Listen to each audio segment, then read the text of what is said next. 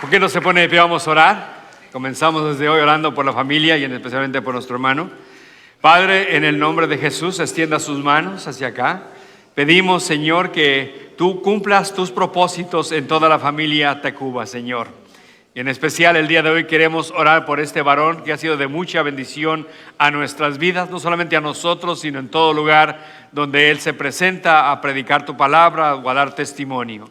Así que lo ponemos en tus manos. Y nosotros como iglesia pedimos, Señor, que le des una total sanidad de este cáncer en el cual ha estado batallando por 6 años, Señor. Glorifícate, usa lo que tengas que usar, pero sobre todo tu poder, Señor, para glorificarte grandemente.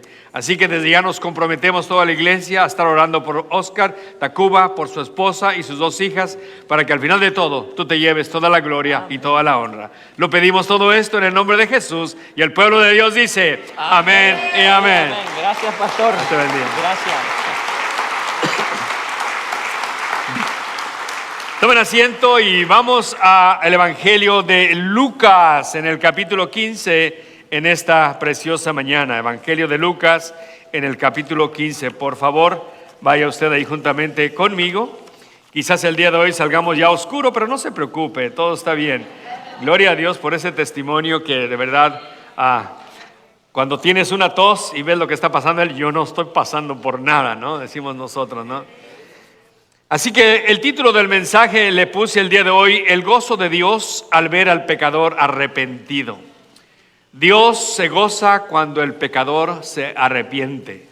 Aquí en el Evangelio de Lucas capítulo 15 vamos a encontrar varias veces estos versículos, que hay gozo en la presencia de Dios cuando un pecador se arrepiente. Y hay gozo por los ángeles de Dios cuando ven que un pecador también se arrepiente. Hermanos, familia, el día de hoy reiniciamos nuestro estudio en el Evangelio según San Lucas. Un evangelio maravilloso, el cual dijimos ya desde antes que fue escrito con 3 principios que debemos practicar todos los cristianos. Y yo quisiera que el día de hoy usted los anotara nuevamente en sus notas. Si usted es persona que guarda, no hace sus notas, anótelo por favor. O es persona que guarda todo en su mente y en su corazón, porque hay gente que tiene ese privilegio. Los 3 principios los cuales debemos nosotros a practicar en nuestras vidas son los siguientes. A Dios hay que darle lo mejor de nosotros mismos. Él dio lo mejor que Él tenía, a su Hijo unigénito. Nosotros debemos corresponder ahora dándole a Él lo mejor de nosotros mismos. En segundo lugar, a Dios hay que buscarlo con ambición piadosa. Hay que estar constantemente buscándole con ambición piadosa, queriendo saber más de Él, presentándonos más delante de Él en oración, buscando en su palabra, asistiendo a las reuniones. Y número 3, a Dios hay que servirlo con diligencia. Hay que ser diligentes en nuestro servicio. Con esto en mente, después del capítulo 14 sigue el capítulo 15. Y usted dice, wow, el pastor viene bien de su enfermedad. No me refiero a lo numérico, me refiero a las enseñanzas que está dando el Señor. Por ejemplo, vemos nosotros que aquí en el capítulo 14 el Señor está hablando a grandes multitudes y les está enseñando el precio que hay por seguirle. Porque déjeme decirle que esto es una realidad. Hay un costo por seguir a Cristo.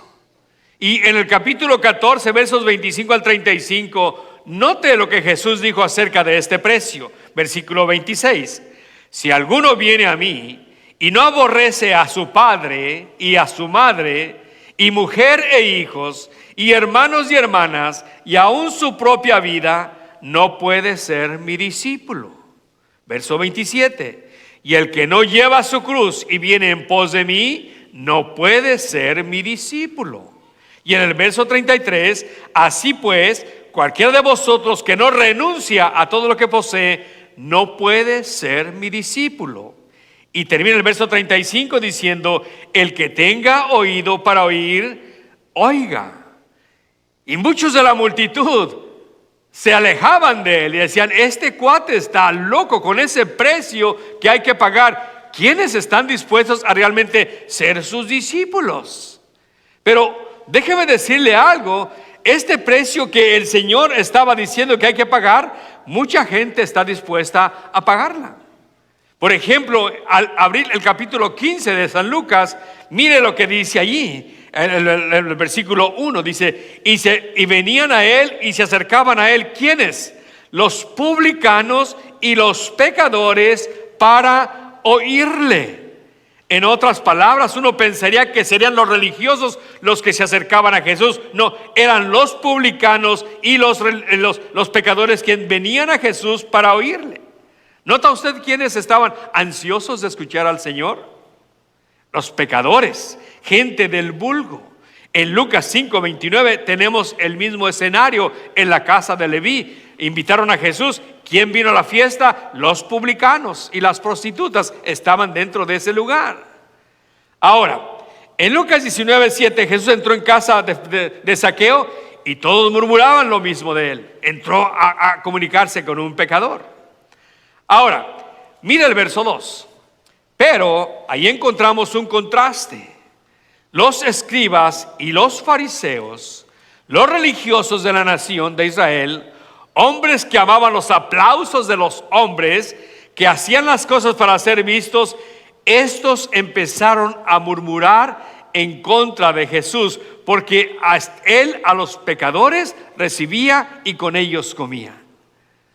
Los publicanos y pecadores oyendo a Jesús, pero los otros murmurando de Jesús. Unos escuchando y otros murmurando. Pero este es el cuadro que siempre pasa en toda reunión en donde se presenta el Evangelio de nuestro Señor Jesucristo. Quizás el día de hoy tú has venido con el propósito de escuchar a Jesús, de oír de Él, de estar sentado o sentada con el propósito. Pero quizás tú seas de aquellos que vienen con el propósito también de murmurar de lo que se hace en este lugar, porque siempre ocurre de esa manera. Tenemos que aprender nosotros a escuchar a Jesús en lugar de ponernos a murmurar. En verdad, que todo esto sucedía en aquellos días, en aquellos tiempos. Ahora mi pregunta es, porque hay lecciones que podemos aprender de todo esto que vemos aquí en este contraste.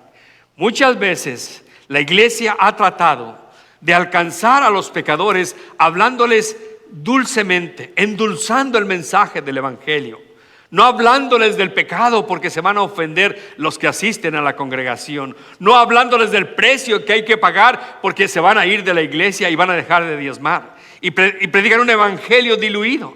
Y no, yo me fijo que entre más fuerte era el Señor en predicar el evangelio, los pecadores y los publicanos corrían a él porque estaba abierto para ellos.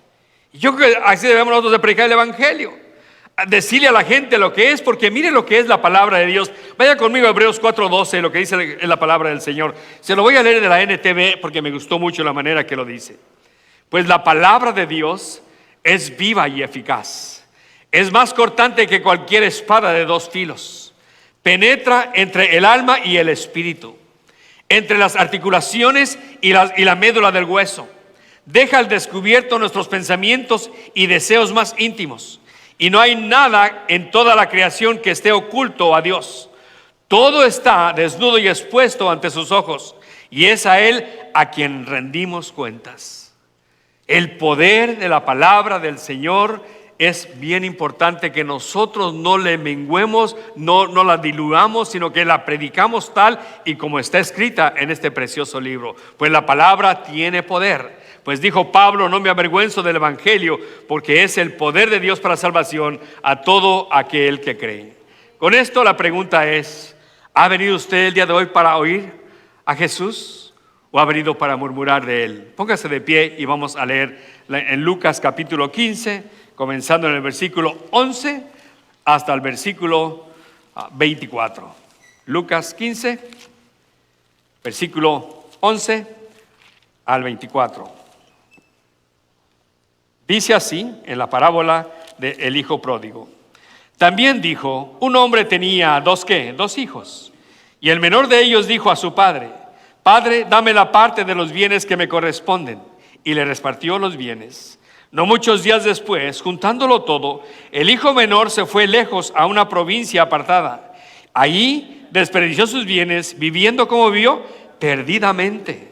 Y cuando todo lo hubo malgastado, vino una gran hambre en aquella provincia y comenzó a faltarle. Y fue y se arrimó a uno de los ciudadanos de aquella tierra, el cual, dice, le envió a su hacienda para que apacentase cerdos.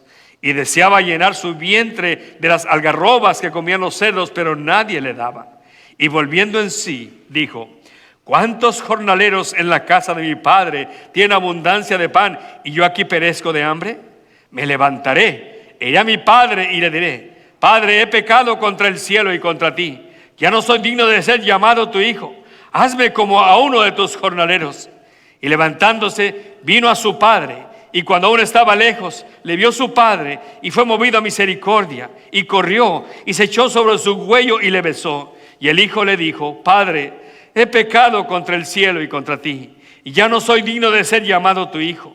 Pero el padre dijo a sus siervos: sacad el mejor vestido y vestidle, y poned un anillo en su mano y calzado en sus pies, y traed el becerro gordo y matadlo, y comamos y hagamos fiesta. Porque mi hijo muerto era, ya revivido, se había perdido y es hallado. Y comenzaron a regocijarse.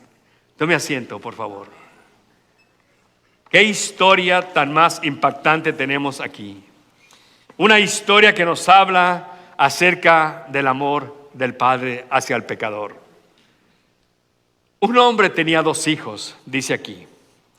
El primer punto que tenemos el día de hoy es: el hijo menor abandona el hogar. ¿Por qué se llama la parábola del hijo pródigo? Porque mire el verso 12. El menor de ellos le dijo a su padre: Padre, dame la parte de los bienes que me corresponden. Y mi pregunta es: ¿qué es lo que está haciendo este chamaco o este muchacho? ¿Le está pidiendo la herencia a su padre? En pocas palabras, le está diciendo: ¿cómo quisiera que estuvieras muerto, papá, para poder recibir la herencia que me corresponde? Pero ¿sabes qué? No tienes que estar muerto, papá. Dámela ahora. Dame mi herencia que me corresponde.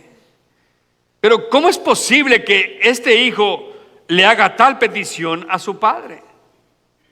Yo hice una pausa y me puse a meditar, porque sí es verdad que hay padres que podemos heredar a nuestros hijos en vida su parte que le corresponde, pero esto es decisión de los padres, no de los hijos. Lo que yo veo en este muchacho es una rebeldía en el corazón. Los que hemos tenido hijos pródigos sabemos realmente qué pasa cuando un hijo se va de casa. Yo no sé cuántos de ustedes han tenido hijos pródigos. Levante la mano quienes han tenido hijos pródigos. Tenemos varios en la congregación. Es difícil dialogar con ellos. Su corazón se ha endurecido. Están hartos de las reglas que tenemos en casa. Y es lo que yo miro en el corazón de este muchacho. Papá, estoy cansado de estar bajo tus reglas. Ya me tienes hasta el copete con que no hagas esto, no hagas aquello, o haz esto. Ya me cansé. Por favor, dame la parte que me corresponde de mi herencia. Y lo más sorprendente no es lo que este hijo le pide, sino lo que el padre hace. Porque al final del versículo 12 dice: y le repartió los bienes. Y yo me contesté así en inglés: ¿what? No comprendo, no comprendo. ¿Por qué? Porque el padre sabía lo que su hijo iba a hacer con el dinero que le iba a dar. El muchacho no tenía experiencia en armar ningún negocio. Él sabía abiertamente que su hijo se iba a ir e iba a vivir una vida totalmente perdida, desperdiciada.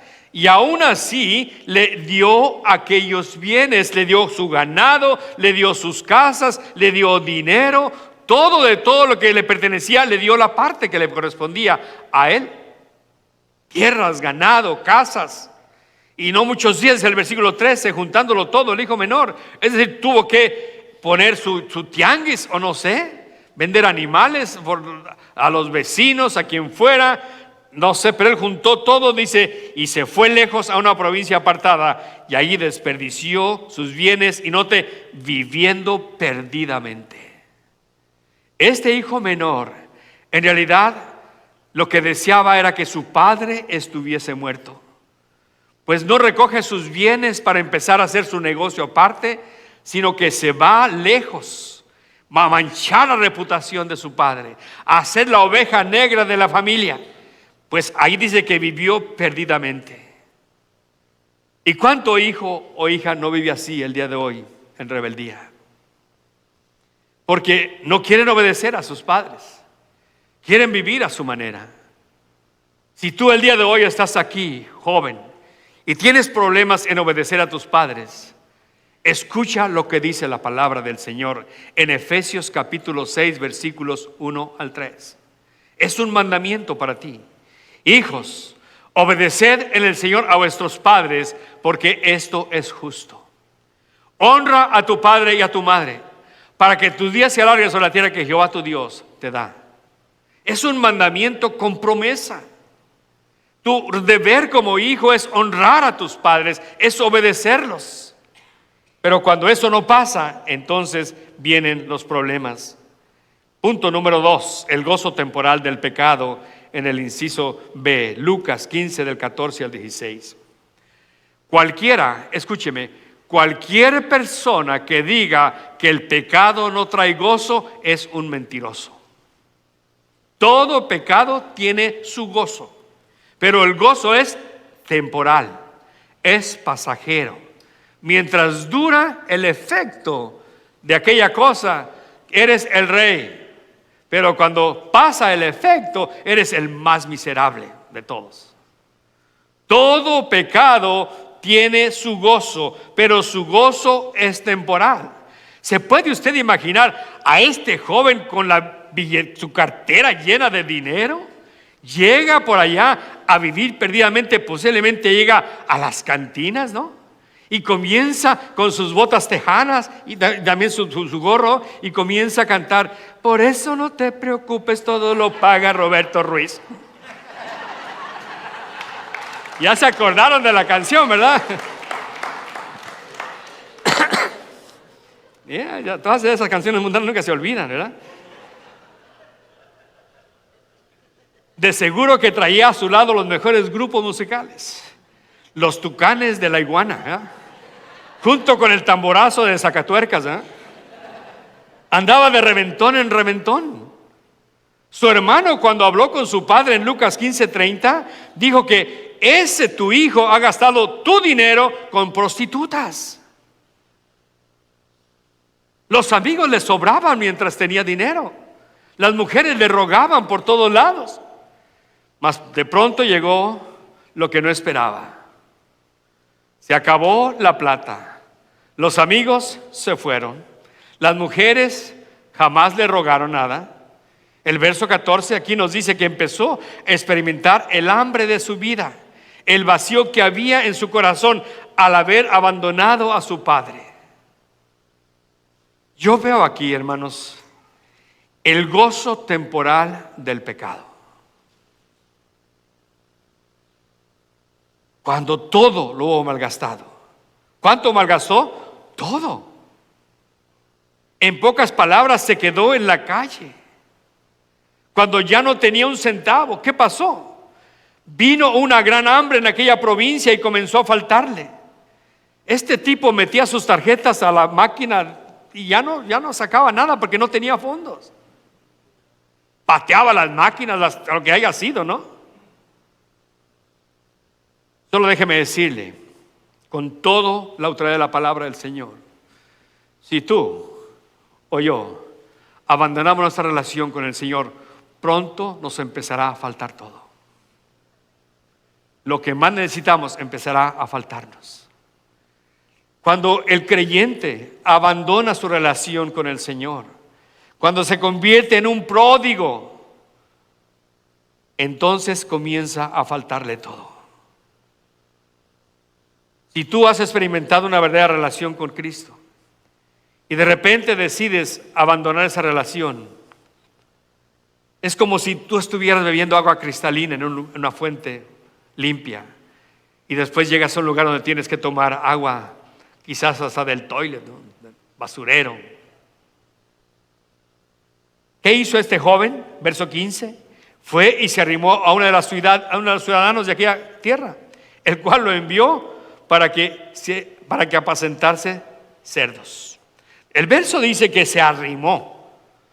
Y nosotros hispanos somos buenos para los dichos. ¿Qué dice el dicho de los arrimados, verdad? El muerto y el arrimado a los tres apesta. Bueno, dijo, este apestoso lo mando a cuidar puercos.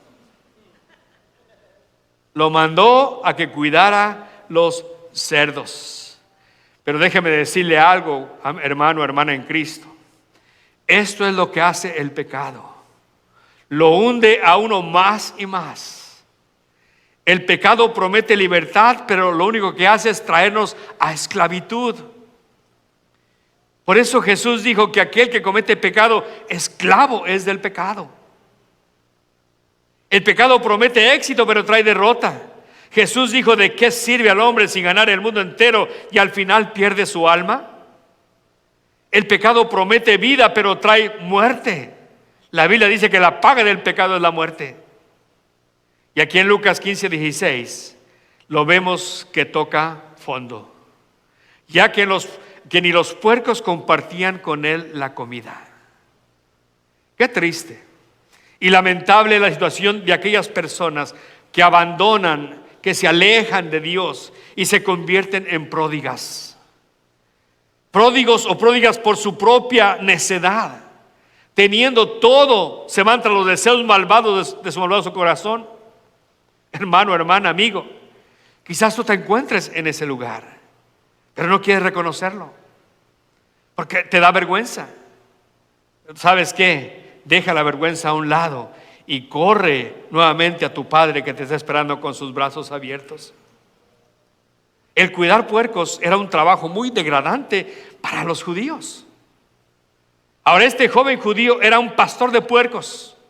Era considerado como una maldición para un judío. En los escritos rabinos dice, maldito el criador de puercos. O sea que para un judío, los puercos eran animales inmundos. Pero para nosotros los gentiles, ¡ay, qué sabrosas las carnitas! ¿De Quiroga o de Uruapan? ¿No? Que sean de Michoacán, señor. Pasemos a otro punto más. El pródigo vuelve en sí. Versos 17 al 19. Damos gracias a Dios por el cambio que vemos ahora en este joven, porque eso nos anima a nosotros si necesitamos un cambio igual. Verso 17 dice, y volviendo en sí, dijo, ¿cuántos jornaleros en la casa de mi padre, note, tienen abundancia de pan? Y yo aquí perezco de hambre. Me levantaré, iré a mi padre y le diré, Padre, he pecado contra el cielo y contra ti. Ya no soy digno de ser llamado tu hijo. Hazme como uno de tus jornaleros. Note la frase, volviendo en sí. Entonces, cuando él se fue de casa, estaba fuera de sí. Cuando él pidió la herencia, estaba fuera de sí. Cuando él vivió perdidamente, estaba fuera de sí. Pero ahora, estando cuidando cerdos en la miseria de su vida, le cayó el 20. Olió el café. El texto griego literalmente dice, entrando en sí mismo. Lo que expresa la idea de empezó a reflexionar y a pensar por sí mismo. Este joven se empezó a sentir responsable de lo que había hecho. No podía culpar a su padre que le dio la herencia, tampoco a su hermano que se molestó con él. Solo sabía que él había tomado esa decisión y estaba volviendo en sí. Empezó a pensar por sí mismo. Y esto me suena muy interesante, hermanos. Porque el día de hoy, en el mundo en el que vivimos, en la sociedad donde nosotros nos movemos, ellos no quieren que pensemos por nosotros mismos. Nos han sacado el cerebro, si no se da cuenta usted. Nos lo han puesto en una pantalla. La gente dice, hoy tenemos muchas maneras de comunicarnos, ¿de veras? La verdad es que las cosas no son así.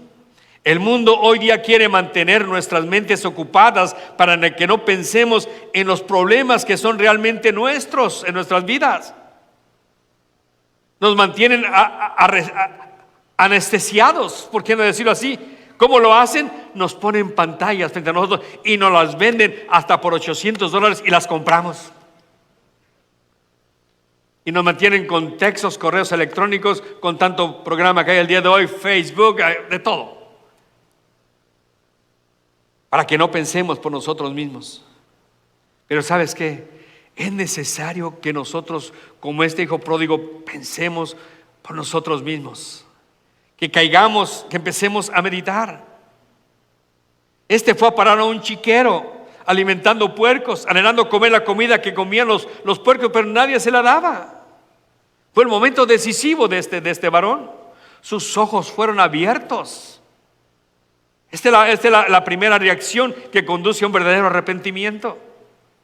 Hechos 26:18 dice así: para que abra sus ojos, para que se conviertan de las tinieblas a la luz y de la potestad de Satanás a Dios, para que reciban por la fe que es en mí perdón de pecados y herencia entre los santificados.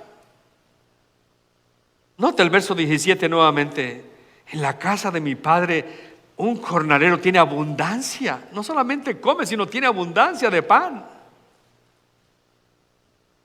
mientras que yo aquí estoy padeciendo de hambre. No tenía ni con quién platicar. Bueno, con los cerdos, ¿no? Porque hoy día la gente platica con los perros, con los gatos, con los pericos. Y yo el otro día traté de platicar con mi perra, pero no me contestaba. Dije, no.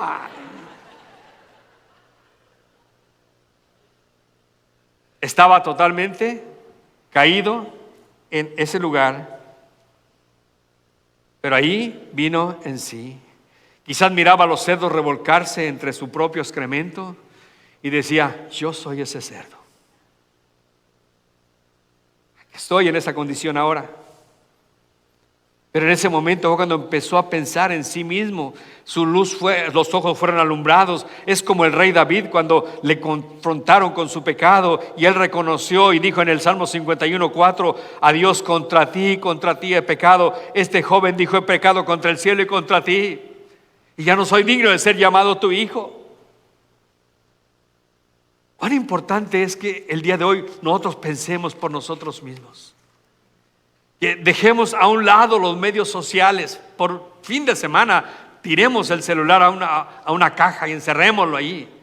Hagamos algo y empecemos a pensar que el amor de Dios. Oh, Dios me ama. La Biblia lo dice, San Juan 3:16, que envió a su Hijo unigénito a morir por mí. Tenemos que empezar a pensar: yo soy un pecador, necesito de Dios. La Biblia dice que cuando todos pecaron estamos privados de la gloria de Dios en Romanos 3:23. Pero aún así, Romanos 5:8 me dice que Dios mostró su amor para conmigo, en que siendo un pecador, Cristo entregó su vida por mí. Empecemos a pensar que necesitamos arrepentirnos de nuestros pecados. En Romanos 10:9 y 10 dice: si confesamos nuestros pecados. Y por último, que le digamos: Señor, entra en mi corazón. Pues San Juan 1:11 y 12 dice que el que lo recibe viene a ser un hijo de Dios. Veamos el gran recibimiento del Padre en los versos 20 al 24. ¿Qué nos dice este verso 20 acerca del Padre? Nos dice que el Padre le estaba esperando. No hay duda que vemos aquí a un Padre que está atento al regreso de su Hijo. No había perdido la esperanza este padre, que su hijo un día regresara a casa. Quizás sus oraciones nunca cesaron por su hijo. Él estaba meditando constantemente en su hijo. Quizás su oración era todos los días: Dios mío, regresa a mi hijo al hogar. Y de pronto, estando en esa condición, aquel padre empieza a ver una figura a la distancia. Alguien viene en el camino, empieza a hacer con su mano y dice: ¿será mi hijo el que viene allí? ¿Será el joven que viene caminando el que viene hacia mí? Oh, Dios mío, sí se parece a mi hijo, el que está regresando. Y la Biblia dice que entonces el padre empieza a correr hacia donde ve que viene su hijo, hacia la casa, hacia el hogar. Empieza a caminar despacio o corriendo. Era un hombre mayor. Viene. Padre, he pecado contra el cielo, y por cierto que no soy digno ni de ser tu hijo. Pero, por favor, te ruego que me emplees como peón. Ándate.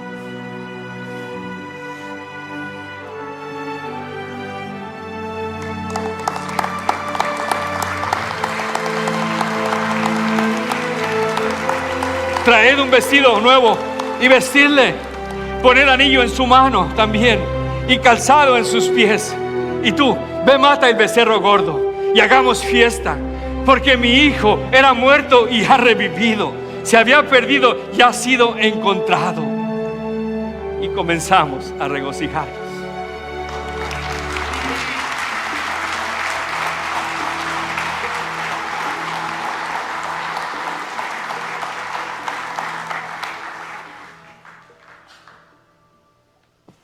Lo hice visual porque quiero que nunca olvide lo que el día de hoy ha visto usted. Cuando mi hijo regresó a casa por primera vez, yo tenía un bate en la mano, muy diferente a Dios. Yo no le creía que regresaba arrepentido. Pero Dios, por su gran amor que tiene para con nosotros, cuando venimos arrepentidos, Él no solamente nos ve venir, sino corre hacia nosotros. Corre hacia nuestro encuentro. ¿Para qué? Para abrazarnos y recibirnos en casa. Claramente las palabras, dice aquí que le besó, ese besar que le besó continuamente, indicando que el Padre le besaba una y otra vez. ¿Por qué? Porque fue movido a misericordia. Y es la misericordia de Dios hacia todo pecador, que Él no nos da lo que merecemos. En su gracia nos da lo que no merecemos, su salvación, su Hijo. ¿Qué merecía este muchacho? Un portazo en las narices, cuando menos pensaría uno. De pronto vemos que aquel padre le abraza y le recibe y dice: hagamos fiesta, porque mi hijo era muerto y ha revivido. Se había perdido, dice, y ha sido encontrado. Y comenzaron entonces a regocijarse. Aquí tenemos a este padre, que es la figura de Dios, quien te está esperando. Si eres un pródigo dentro de la congregación, porque vamos a mirar el final de esta historia en este momento. O si eres alguien que por primera vez viene a Él, Él te está esperando. Concluyamos con la última parte y veamos la reacción del otro hijo que está en casa, del otro hijo que también es pródigo. Los versos 25 al 32 vamos a leerlos. Y su hijo mayor estaba en el camino, y cuando vino y llegó cerca de la casa, oyó la música y la danza, y llamando a uno de los criados le preguntó qué era aquello. Él le dijo: tu hermano ha venido y tu padre ha hecho matar el becerro gordo por haberle recibido bueno y sano. Entonces se enojó y no quería entrar. Salió por tanto su padre y le rogaba que entrase. Mas él respondiendo dijo al padre: he aquí, tantos años te sirvo, no habiéndote desobedecido jamás, y nunca me has dado ni un cabrito para gozarme con mis amigos. Pero cuando vino tu hijo, que ha consumido tus bienes con rameras, has hecho matar para él el becerro gordo. Él entonces le dijo: hijo, tú siempre estás conmigo, y todas mis cosas son tuyas. Mas era necesario hacer fiesta y regocijarnos, porque tu hermano era muerto y ha revivido, y se había perdido y es hallado. ¿Qué reacción tenemos aquí de este que estaba en casa? Como aplicación quiero que te lleves esto. El primer hijo es la fotografía de un pecador, de un verdadero creyente, que abandona su relación íntima con Dios y se va. Pero al final, o antes, él regresa, porque es pródigo. El segundo es la fotografía de un creyente que nunca abandona la iglesia o nunca abandona su casa, pero en su corazón abandona su relación íntima con Dios. ¿Qué te quiero decir? Que tú y yo podemos estar sentados en la iglesia y poder venir a asistir a todos los servicios, pero si no tenemos realmente una relación con el Señor, entonces también somos pródigos también. Y tenemos que tener cuidado con eso. Yo me pregunté, ¿soy realmente yo tu hijo, Señor? ¿Tengo yo esa relación contigo? Note la arrogancia del hermano cuando ni siquiera tu hijo le dice a su padre, ni siquiera dice es mi hermano. O sea que la segunda fotografía es la de aquel creyente que nunca abandona la iglesia, pero en su corazón abandona su relación íntima con Dios. ¿Quiénes escuchaban estas parábolas? Los publicanos y los pecadores. Ellos escuchaban estas historias y decían, oh, qué grande amor es el amor de Dios. Pero la última parte de la parábola del hijo pródigo que estaba en casa habla de los religiosos, de los fariseos. Recuerda que ellos estaban ahí para criticar, para murmurar. Mientras los pecadores oían, ellos murmuraban. Y nuevamente te quiero repetir, tú y yo podemos estar sentados dentro de la iglesia. Tú y yo podemos venir a todos los servicios y ser parte de los estudios bíblicos. Pero si en realidad no tenemos una relación personal con el Señor, si solamente venimos a la iglesia los domingos o los miércoles, o quizás a un estudio bíblico, pero al final vivimos una vida a nuestra manera, alejados de la palabra, no la tomamos más que cuando venimos a la iglesia, no practicamos oración solamente cuando vamos a comer, muchas veces oramos con la hamburguesa en la boca,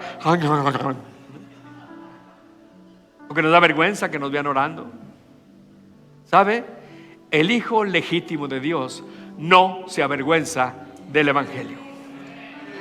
Se para firme en sus convicciones. No importa que lo critiquen o que murmuren de él o de ella, se va a parar firme en sus convicciones. Pero es tiempo a veces de examinar nuestro corazón. ¿Dónde estoy yo? Es fácil para mí murmurar del hermano que conozco un poco, la hermana, o etcétera, o mi esposa, pero ¿dónde estoy yo? Porque al final de cuentas yo voy a dar cuenta al Señor un día. Puede que tú seas un pródigo, que te has alejado de tu relación con Dios, mas el día de hoy es el día de salvación. A mí me gusta mucho lo que dice Apocalipsis capítulo 2 versículo 5, porque habla de una iglesia, hermanos, la iglesia de Éfeso, la primera iglesia. Una iglesia que estaba en fuego por el Señor al principio. Una iglesia que practicaba todas lo que le decían, ¿verdad? O sea que la doctrina era sana, sabía definir a los falsos hermanos, la iglesia de Éfeso. Pero en el versículo 4 de Apocalipsis 2 le dice el Señor una cosa muy importante. Dice, pero tengo una cosa contra ti, le dijo a la iglesia, que has dejado tu primer amor.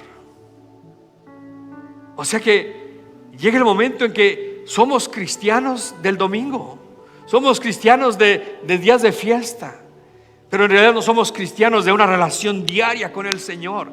Y tenemos que tener cuidado, hermanos, olamos el café. Es día de que nos caiga el 20 si eres de Mexicali. Que pensemos en nosotros mismos, por nosotros mismos. Dejemos de pensar como piensan los demás y vivamos una vida realmente entregada al Señor. ¿Cuál es la receta que le dio el Señor a la iglesia de Éfeso? Le dio 3 R's. Le dijo, número 1, recuerda de dónde has caído. Recuerda cuando dejaste de leer la palabra del Señor. Recuerda cuando dejaste de asistir a las reuniones de oración. Recuerda cuando ya no te congregas en la iglesia. Recuerda cuando ya no le hablas a nadie de Cristo porque te da vergüenza. Recuerda. Vuelve en sí. La segunda R es reconoce. Reconoce que has pecado y arrepiéntete. Da la media vuelta y ven a Cristo. Haz un cambio en tu mente para que haya un cambio de conducta en tu manera de vivir. Haz lo que hizo el hijo pródigo, volvió en sí y regresó a su casa arrepentido. Y número 3, repite las primeras obras. Nuevamente, practica la lectura bíblica, ora todos los días, asiste constantemente a la iglesia, comparte tu fe con aquellos que no conocen a Cristo. Y nunca olvides que el día de hoy es el día de tomar decisiones. Mucha gente dice, hoy para la semana que entra, el mensaje tuvo más o menos, pero no, para la semana que no. Hoy es el día de tomar decisiones, porque hoy es el día de salvación. Hoy es el día que puedes regresar nuevamente a tu relación con el Señor si la has perdido. Porque muchas veces estamos como anestesiados por los medios sociales y no nos damos cuenta que nos estamos desviando totalmente. Recuerda, un poquitito así te lleva a la otra punta. Tenemos que mantenernos firmes en el camino angosto. Así que si el día de hoy es el día de regresar a tu relación con el Señor, que así sea. Y tu amigo, si hoy el día es tu primera vez que te entregas al Señor, hoy es el día de salvación para ti. Recuerda, Dios te ama con un amor incondicional. Su amor es eterno y permanente. Pero tienes que reconocer que eres un pecador. La Biblia dice que por cuanto todos pecaron, todos están privados de la gloria de Dios. Pero ¿sabes qué? También la Biblia dice que Dios mostró su amor para con nosotros, en que siendo pecadores, Cristo murió por nosotros. Entonces, ¿qué es lo que tienes que hacer? Romanos 10, 9 y 10 lo dice claramente. Si tú confiesas con tu boca que Jesús es el Señor y crees en tu corazón que Dios levantó a los muertos, serás salvo. Y por último, también dice que tú debes de recibir a Cristo en tu corazón. San Juan 1, 11 y 12 dice, a los suyos vino y los suyos no le recibieron, mas a todos los que le recibieron, a los que creen en su nombre, les dio potestad de ser hechos hijos de Dios. Como ves, hoy puede cambiar tu destino del infierno hacia el cielo. Diferente dirección, pero como te digo, es una decisión que solamente tú puedes hacer. Así que si cerramos nuestros ojos, inclinamos nuestros rostros y oramos por nuestros familiares que aún no conocen a Cristo, que puedan ser alcanzados por este mensaje que tú les envíes a través de internet, o por otro mensaje, o por alguien más. Pero mi responsabilidad como pastor es invitarte, que tú que me escuchas aquí en el santuario, tú que estás fuera del santuario o que estás en las redes sociales, yo quiero invitarte. Ven, y si te has alejado de tu relación con el Señor, renuévala el día de hoy. Pero tú, amigo, si tú quieres comenzar esa relación con Cristo, es solamente de que le abras tu corazón el día de hoy, y yo te voy a guiar por medio de una oración en unos momentos más. Así que mientras todos estamos con nuestros ojos cerrados, rostro inclinado, si tú quieres recibir a Cristo en tu corazón, quieres regresar a la relación con el Señor, es la misma oración que debes de hacer. Di después de mí estas palabras: Padre Celestial, yo vengo a ti en el nombre de Jesús, y perdóname, Señor, perdóname, límpiame de todo mi pecado, hazme nuevo. Señor Jesús, yo te abro mi corazón y te recibo como Señor y Salvador de mi vida. Lléname con tu Espíritu Santo y guíame con tu palabra. Te lo pido en el nombre de Jesús. Podemos decir amén y amén. Si tú has hecho esta oración, estás en las redes sociales, ¿por qué no nos llamas por teléfono? ¿Por qué no tocas el enlace y lo llenas y nos lo envías? Queremos regalarte una Biblia. Queremos también empezar un discipulado contigo. Pero si tú estás dentro del santuario y el día de hoy Dios te ha hablado, ya sea que has decidido reconciliarte con el Señor porque te has alejado, o sea que por primera vez tú te entregas a Cristo. Déjame hablar primeramente con los que por primera vez se entregan a Cristo. Si tú el día de hoy te has entregado por primera vez a Cristo y has abierto tu corazón, si nos lo dejas saber, ¿cómo? Si levantas tu mano y me dices: pastor, yo el día de hoy me entregué a Jesucristo, yo le recibí como Señor y Salvador de mi vida. En este lado derecho, mi mano, ¿alguien recibió a Cristo? Si levantas tu mano, si alguien, Dios te bendiga. Es una persona que recibió a Cristo. Dios bendiga. De este lado, ¿hay alguien que por primera vez recibió a Cristo? Si levantas tu mano, no lo haces saber, por favor, levantando tu mano. No te vamos a avergonzar, queremos simplemente ayudarte, queremos orar por ti.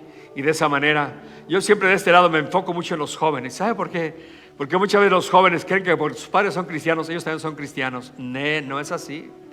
Tú tienes que entregarte a Jesucristo personalmente también. Así que si alguien de este lado recibió a Cristo, si levanta su mano, por favor. Bien, de este lado todos somos creyentes. La segunda pregunta es, que no los vamos a hacer pasar a ninguna parte, pero ¿hubo alguien que se reconcilió con el Señor? Que se dio cuenta que era un pródigo, una pródiga en casa, que solamente viene a la iglesia pero que realmente no está viviendo fuera Si levantas tu mano para darle gloria al Señor solamente. Alguien dijo, pastor, ¿sabe qué? A mí me habló el mensaje. Soy una persona que Dios te bendiga. Una persona que, ¿sabe? Ya tenemos otra persona que levanta su mano.